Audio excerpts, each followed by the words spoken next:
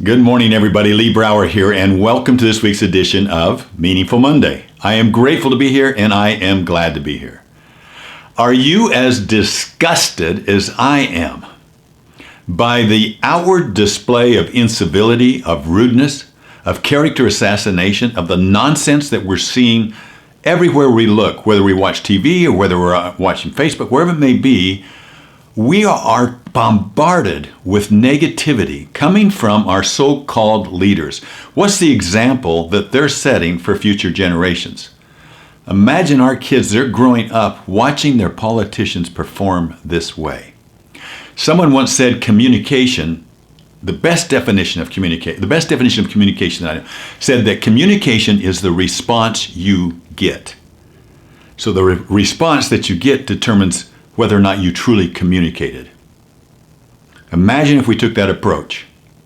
You know, several years ago, and I'm not sure exactly when, but it goes clear back to, I think, when Romney ran the very first time. So however many periods that was, it's probably 12 years ago, something like that. And they had a big debate. And at that debate, they were throwing mud, everybody. They had both parties together, and there was a lot of mudslinging. And you know, I had the opportunity to speak, and I was nervous as can be to speak in front of 5,000 people at the Javits Center in New York City. And I went out there, and here's what I said. I said something like this: imagine that I'm Mitt Romney. I could have picked anybody. Imagine that I'm Mitt Romney, and I'm in this debate.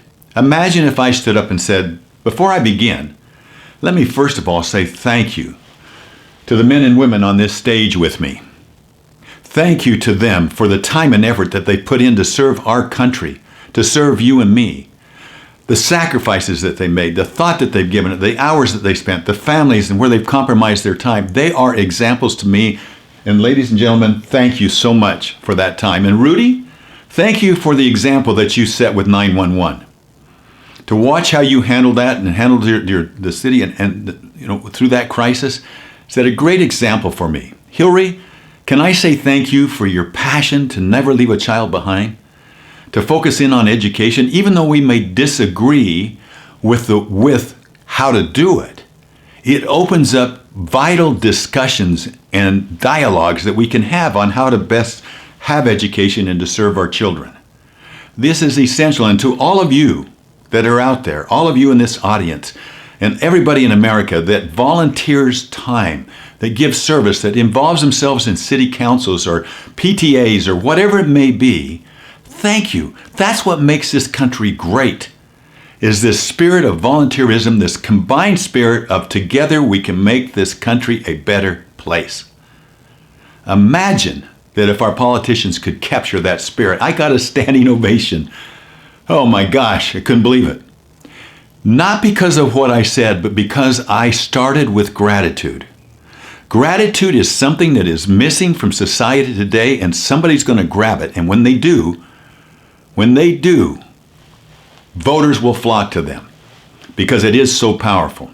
You know, back in the 13th century, a poet named Rumi said the following about communication. There's 3 gates of communication. Now, I'm going to say there's 4. The first one is, can I begin in gratitude? Can I be in gratitude as I go through this? His first gate then was, before you go through the gate of communication, ask yourself, is it true? Second gate, then ask yourself, is it necessary? Third gate, is it kind? So let's add one in the front of it. Can I begin in gratitude? Then, is it true? Is it necessary? Is it kind? Let's practice those this week, shall we? Thank you for spending time with me this week. I do get a little passionate about what's going on. I hope you do too. I'll talk to you next week. Bye-bye.